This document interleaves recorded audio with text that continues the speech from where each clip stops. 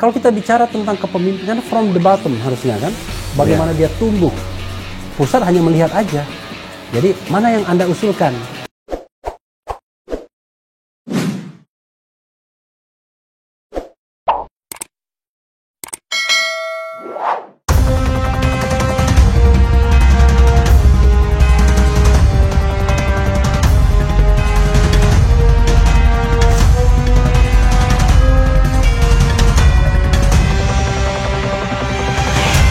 Bandara pakai kartu ini, rumah sakit pakai kartu ini, semuanya bisa recognize dia. Tapi kan nggak pernah terjadi. Maksud saya begini, beratnya di Republik ini karena mental korupsi. Begitu ada proyek untuk membuat single identity number itu, ya jadinya dosa semua. Karena proyek triliun itu ternyata dikorupsi juga. Akhirnya kan susah. Nah karena itu menurut saya kita membutuhkan yang namanya strong leader, pemimpin yang kuat. Tapi baik hati, jadi strong but benevolent. Benevolent. Ya. Nah, jadi dia strong. Itu di mana nyarinya itu? Berat memang. Tapi kalau kita tidak bisa, kan begini, kalau dia tidak bisa dapat dari satu orang, paling tidak pasangannya saling melengkapi. Kan begini, jangan sampai pincang, ya kan? Nah, itu bisa terjadi kalau orang tidak dikawin secara paksa. Contoh misalnya. Prabowo tahun 2009 sama Megawati kan dikawinkan secara paksa. Karena kalau mereka nolak untuk menjadi wapres salah seorang dari mereka, udah nggak nyalon. Karena presidensial threshold tadi kan 20% nggak nyampe PDIP dan Gerindra. Nah, kalau itu 0%, mudah-mudahan MK mendengar ini, maka kan pemimpin yang baik, dia bisa mencari pasangan yang kuat juga. Iya, betul. Dengan harapan dia bisa memenangkan pertarungan, tapi pertarungannya tadi adalah bukan pertarungan kriminal, yaitu pertarungan yang dibiayai oleh negara. Nanti banyak presidennya 100 calonnya, why not? Kan kita two round system 2 putaran. Kenapa nomor masalah? 1, nomor 2 yang akan maju. Nanti run of election nomor 1 dan nomor 2. Saya setuju sih. Kok kita kadang-kadang mau menutup pintu orang untuk berkompetisi? Padahal konstitusi sudah menyebut kan, dipilih dan memilih. Jadi hak dipilih ada, hak memilih ada. Dan untuk dipilih, Anda cukup warga negara Indonesia dan tidak pernah menjadi warga negara asing karena kehendaknya sendiri. Ada dengan kehendak sendiri Archandra Tahar. Itu nggak bisa lagi menjadi calon presiden. Bisa, betul. Kedua, tidak pernah mengkhianati negara, mampu secara jasmani dan rohani untuk menjadi presiden dan wakil presiden, melaksanakan kewajiban. Itu saja, 3 saja syaratnya. Dan kita semua ini udah memenuhi syarat itu, kan begitu. Tapi tiba-tiba masuk perangkap presidensial threshold, nggak ada yang bisa memenuhi lagi. Nah gitu. Tapi ujungnya tadi, saya kira kalau kita saya lama-lama pronunciation-nya udah kayak preman, saking putus asa. Nggak, tapi ada satu dong harapan. Harapan kita kan tadi itu ada strong leadership. Mungkin di sini perlu tangan Tuhan kita. Banyak-banyak berdoa gitu ya. Ya sih tahun 86 tangan Tuhan itu bisa membuat juara dunia. Di Armando Maradona. Jadi kalau saya yakin lah Indonesia ini bisa selamat gitu ya. Mungkin ya saya juga berdoa dan selalu harus selalu yang paling penting itu tadi usaha-usaha itu terutama seperti Mahkamah Konstitusi. Ini kita perlu miracle.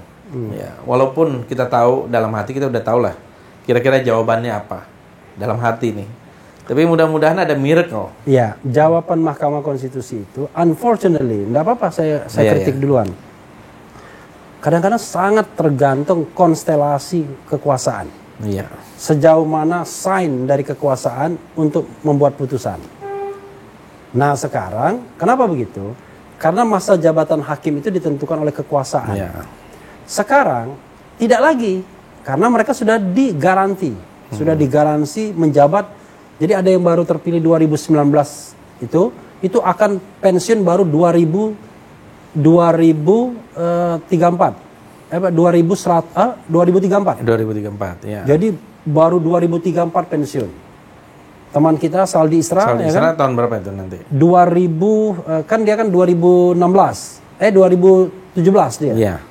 Jadi dia 2017 baru nanti 2021. 2032. 2032. 2032. Jadi dia sudah terjamin masa jabatannya, tidak perlu asking for re-election, ya kan, baik kepada DPR, kepada Presiden maupun kepada Mahkamah Agung. Yang penting adalah mereka bekerja sebaik-baiknya untuk betul-betul menjaga konstitusi. Kenapa, Bung? Saya tuh sangat yakin sekali harusnya presidensial threshold itu 0. Karena begini, kalau kita baca pasal 6A ayat 2 Undang-Undang Dasar 1945 itu kan mengatakan begini, pasangan calon presiden dan wakil presiden diajukan oleh partai politik atau gabungan partai politik sebelum pemilihan umum. Artinya standing untuk mengajukan calon Anda cukup sangat menjadi kuat. Iya, dan cukup menjadi peserta pemilu. Jadi as long as Anda peserta pemilu, Anda punya standing untuk mengajukan pasangan calon. Dan apalagi sebelum itu disebut. Iya, sebelum pemilu. Nah, sekarang artinya belum ada angka dong. Belum ada angka. Ya kemarin belum ada angka, tapi kan ngarang dia angkanya. Iya, betul. Angkanya ngarang pemilu ini sebelumnya. Tidak kan? Masuk logika memang. Nah, yang tidak masuk logika ini dibenarkan oleh MK. Makanya pusing kepala saya. Makanya bahaya juga kalau MK ini berpolitik. Ya, gitu. Mudah-mudahan dengan perjaminan masa jabatan 1 periode 15 tahun ini, mereka cukup rasional. Toh hidup mereka sudah terjamin sekarang ini kan. Dibiayai oleh negara. Apalagi nih hakim konstitusi kan wakil Tuhan juga ya. Iya, semua hakim kan wakil Tuhan. Ya kan? Tapi ini wakil Tuhan di dunia ya kan. Gitu. Wakil Tuhan, bahaya kalau misalnya tidak berlaku dengan adil. Iya. Saya kira itu harapan kita ke depan mungkin Bung Refli ya. Bagaimana ada miracle kecil gitu. Termasuk menurut saya perlu juga ada yang membisikkan. Saya sebenarnya menyampaikan juga beberapa hal kepada orang-orang yang dekat dengan Pak Jokowi gitu. Iya. Beliau sudah periode kedua, nggak akan maju ke periode ketiga tentu saja. Tidak mungkin oleh konstitusi. Jadi tinggal sebetulnya yang ditinggalkan legacy. Legasinya apa yang mau ditinggalkan? Saya bilang kalau Pak Jokowi ini mau dikenang sebagai orang yang boleh dianggap menyelamatkan demokrasi kita, ya hilangkanlah itu presidential threshold. Gitu. Ya, cuman begini, Bung ya.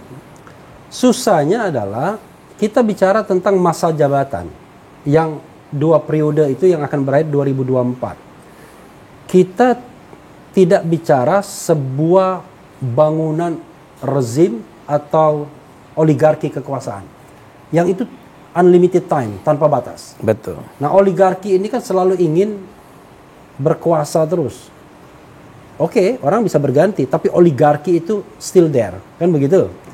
Nah, mereka berkepentingan terhadap presidensial threshold ini tetap dipertahankan. Itu persoalannya. Ya, karena mereka ingin lebih mudah mengatur. Iya, mereka ingin put somebody, ya kan, to the office of the presidency, dan kemudian mereka bisa mengatur dari belakang. Kalau itu yang masih terjadi, memang kita harus seperti saya tweet tempo hari itu, menjawab Pak Mahfud MD. Apa ini bukan namanya cukongkrasi? Demos rakyat, kerasi pemerintahan, atau cukong pemerintahan gitu. Kalau itu kan namanya nggak bisa lagi disebut demokrasi gitu. Iya, contoh misalnya ke dalam konteks pilkada, Pak Mahfud bilang 92%, walaupun angkanya keliru, katanya akhirnya diralat kan? Ya, 82 itu pun versi KPK kan. Tapi oke. 82% itu kalau kita kuliah itu dapat A nilai kita. Di atas 80 nilainya. Itu kan? Sebenarnya sebuah pengakuan ya.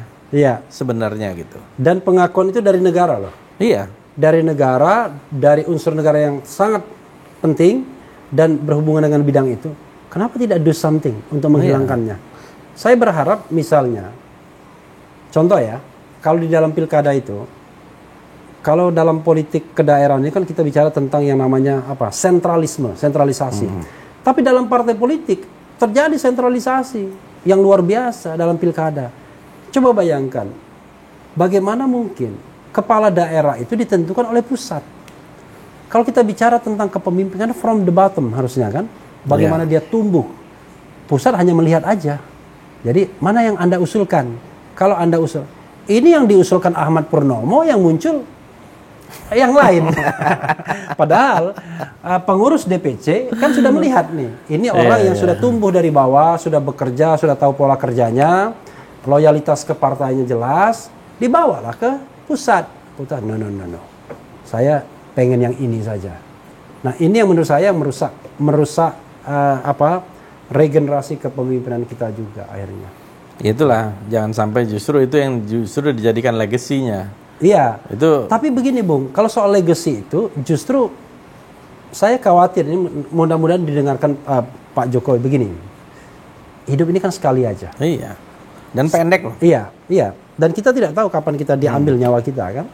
Dan ketika nyawa kita diambil kan kita harus pertanggungjawabkan semua apa yang kita punya, terutama kekuasaan. Makin besar kekuasaan yang kita pegang, pertanggungjawabannya makin besar. Iya. Godaannya adalah tahun 2024 Presiden Jokowi baru berusia 62 tahun. Tahun 62 dia lahirnya kalau nggak salah. 61. 61 ya, 61. Penghafal betul ya. Tanggalnya saya ingat 21. Soalnya beda 10 tahun. Tanggalnya saya ingat 21 Juni, ya kan? Waduh, ada 3 presiden yang lahir 21 Juni, yang Juni ya. Soekarno 6 Juni, Pak Harto 8 Juni, Jokowi 21 Juni. Jadi Gemini Club. Saya termasuk Gemini Club juga. Oh, Gemini Club juga. 1 Juni. Oh, wah, pantas saja menolak Pancasila. Biasanya begini, kalau orang yang sama tanggalnya, itu dia cenderung dia menolak ya kan? Nggak bisa dia klop. Nggak, gitu kalau dalam soal itu saya ada. Soalnya kita punya teman juga yang tanggalnya sama dengan Pak Jokowi. Entah di mana orangnya. Nggak, waktu itu saya diprotes. Kenapa ketika bicara 1 Juni hari libur, saya mendukung gitu loh. Saya memang terjadi konflik of interest. Ah, itu. Dan kita tahu ketika ada konflik of interest kita nggak mungkin objektif ya kan. Gitu. Jadi yang menjadi masalah adalah dia masih berusia 63 tahun. Saya melihat gejala gini, Bung. Gejala kan udah dipersiapkan mau jadi sekjen PBB. Oh iya, itu harapan orang setelah dia berpidato ya. Tapi begini Bung, ini mohon maaf Pak Jokowi ya. Persoalannya gini, sekarang ini ada bukan percepatan regenerasi politik, tapi pelambatan. Iya. Gara-gara Mahathir Muhammad juga. Iya. Benchmark jadi berubah. Iya, benchmarkingnya tadinya 60 tahun Nabi ya, 63 menjelang 70 sudah pensiun. Maka presiden kemarin kan 50-an kan. Iya. Sekarang nggak ada jaminan. Iya. Mau 60-an, 70-an itu bisa nyalon. Saya khawatir nih Bung, ini mohon maaf juga ya. Karena saya harus mohon maaf terus ya. Kita ngomong realitas. Maaf sama siapa? Mohon maaf yang merasa tersinggung. Tidak mungkin Bu Mega tergoda. Oh iya. Bu Mega tidak punya yang namanya constitutional restraint untuk mencalonkan diri sebagai presiden. Bahkan dia bisa dikatakan. Tapi kan hak itu. Hak dia. Tapi bisa jadi kan, walaupun usianya di atas 70 tahun. Tapi kalau misalnya memang Bu Mega mau maju kan silakan aja. Saya malah mendukung agar presidensial threshold-nya 0, siapapun bisa. Kan menarik tuh kalau Bu Mega pasangan sama Puan Maharani. Kalau setiap partai semua mencalonkan kan ada 9 calon maksimum. Tidak hanya 9, kan kita tidak tahu berapa jumlah partai politik peserta pemilu. Oh iya, kita belum tahu ya. Kemarin 16, ya kan? Sekarang kan kita nggak tahu hunus. Katakanlah saya membayangkan 9 partai ini oke. Iya. Kemudian PBB masih oke 10, PKPI masih oke 11, kemudian partai PSI masih oke 12, Perindo 13, Haruna 14. Yang enggak mungkin berkarya sama Garuda mungkin. Garuda mungkin nggak pernah lagi kedengaran. Berkarya masih struggling kan dengan konfliknya. Let's say 14 partai politik. Bayangkan, kita punya 14 sloting calon. Kan nggak banyak-banyak juga. Nggak banyak. Kalau itu semua menggunakan peluang itu. Saya nggak yakin juga kan. Paling mereka nanti melihat. Oh ini yang lebih bagus, dia jadi calon wakil. Saya ingat waktu Pak JK, waktu menjadi calon presiden tahun 2009, setelah menjadi wakil presiden, dia mengatakan untuk menjadi capres saja 2009 itu minimal 100 miliar dia harus keluar uang pribadi. Maksud saya, yang paling iseng sekalipun menjadi capres itu uangnya juga harus triliunan. Iya betul, mikir lah. Iya, karena itu nggak masuk akal kalau kemudian presidensial apalagi pakai mengatakan presidensial threshold ini memperkuat sistem presidensi. Nggak masuk akal, jauh panggang dari api, nggak ada kaitannya. Kenapa? Buktinya Gerindra kan tidak mencalonkan Presiden Jokowi. Iya. Begitu Pak Jokowi terpilih, malah ikut pemerintahan. Artinya, nothing to do dengan berapa partai yang mencalonkan seorang presiden. Pasca terpilih, dia bisa saja mengajak sebanyak mungkin partai untuk menjadi mayoritas di parlemen. Dan tidak ada partai politik yang tidak tergoda untuk ikut kekuasaan. Karena kekuasaan itu kan nikmat. Yang jelas-jelas oposisi kan cuma PKS. Ya, ada juga dong. Itu. Misalnya kalau kita lihat ya, Lama-lama saya kayak ngomongnya kayak aneh, kayak orang nggak boleh suku ya, kayak orang Sumatera kayak kita ya. Ya itu ada buku A Team of Rival. Ya, Team of Rival ya. Ya, Abraham Lincoln. Ya itu kan pernah disinggung Bung Fadli dalam video saya kan. Iya. Jadi maksud saya itu harusnya memang sebuah keteladanan. Iya, iya. Yang tadi ini kita ada kaitannya. Bagaimana orang yang menang itu, orang yang udah masuk di dalam dalam sebuah kompetisi itu kan final. Iya. Final ya. Jadi mereka calon-calon presiden ini udah di final. Iya. Pasti orang-orang yang sudah terpilih lah kira-kira. Jadi kalau dia dimintai dukungan bantuan sebenarnya hal yang biasa. Oke. Dan menurut saya itu bagus dalam membangun kedewasaan berpolitik. Tentu sesuai dengan kapasitas, kapabilitas gitu. Nah, menurut saya ke depan juga supaya kita memang tujuan kita kan sama. Kan waktu itu Abraham Lincoln mengatakan apa saya lupa namanya Seward apa siapa itu? Seward. Dia bilang Seward bilang, kamu mau mengangkat saya sebagai Secretary of State. Terus kamu tahu saya ini benci pada kamu gitu ya. Abraham Lincoln, saya juga nggak suka sama kamu. Tapi saya tahu bahwa kamu cinta Amerika dan saya juga cinta Amerika. Kalau dua cinta ini kepada Amerika ini, ya ini kita akan membesarkan Amerika. Justru kan kita berharap bahwa Prabowo ya kan memberikan pengaruh signifikan terhadap pemerintahan Presiden Jokowi. Nah, masalahnya sepertinya belum terjadi. Ya, ini belum setahun lah ya. Belum setahun lah ya. Oke.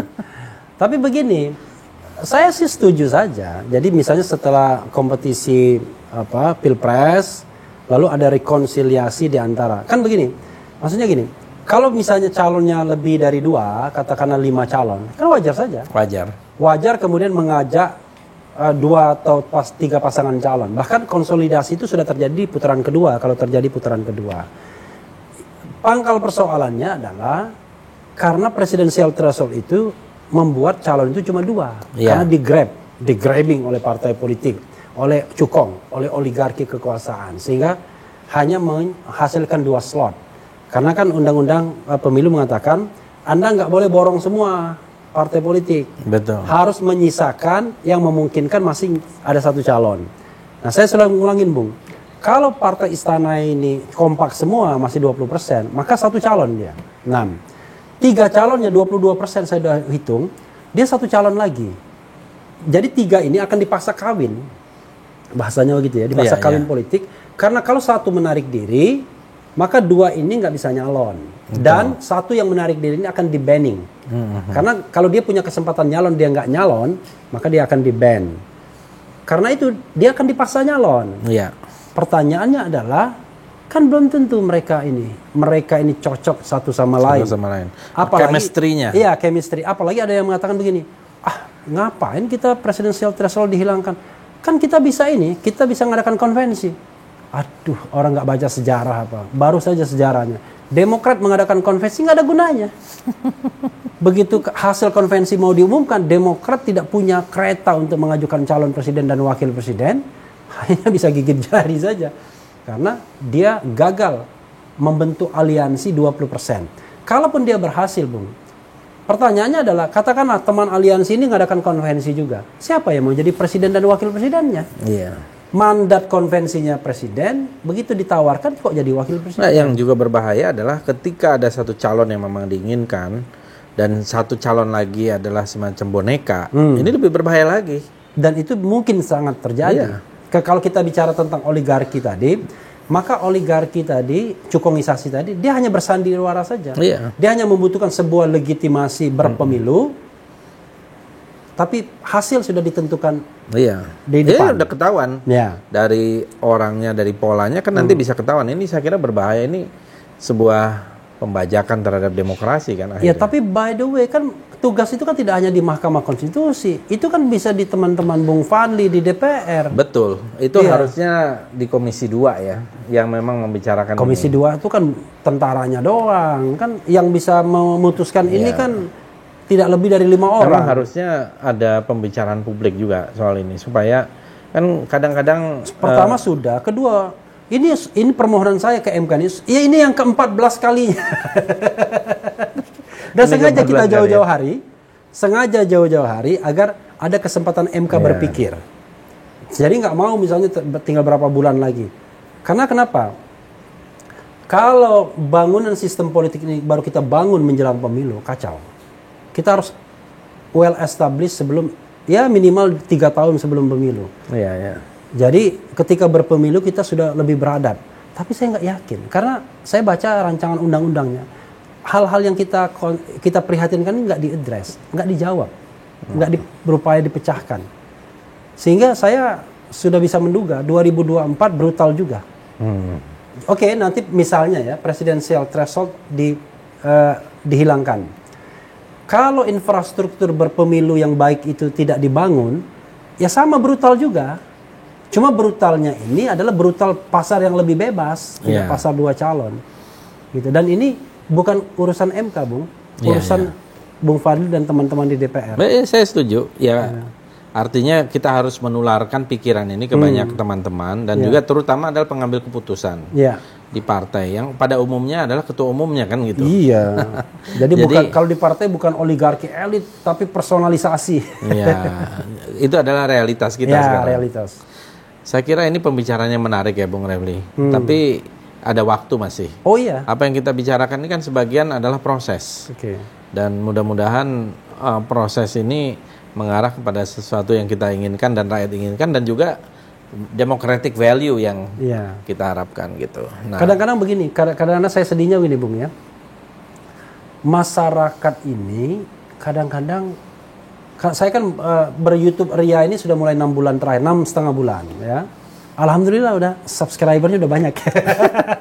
luar biasa, ya. Luar biasa. Udah 500.000 lebih ya, lumayan lah untuk lumayan dong, lumayan. Ya, kan? Kadang-kadang ini kalau begini, newbie ini kita masih baru. Masih baru, tapi kan siapa yang nggak kenal Fadlizon kan? Sebagai dulu ada duet ujung tombak ya. Kalau dalam permainan sepak bola itu ada kan striker tunggal. Ini ada striker double striker. Memang jarang dalam skema permainan sepak bola. Biasanya sekarang orang mainnya 4-5-1 kadang-kadang 4-4-2 kan. Tapi 4-4-2 itu udah mulai jarang. Yang namanya striker double itu jarang biasanya.